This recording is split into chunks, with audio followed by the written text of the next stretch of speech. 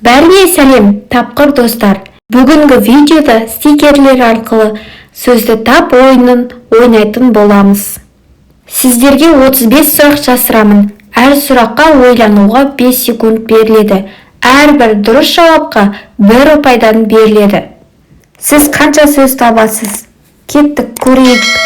Ойынды бастамас бұрын менің арнама тіркеліп, лайк басып, комментарий жазуларыңызды сұраймын. Ал бастайық.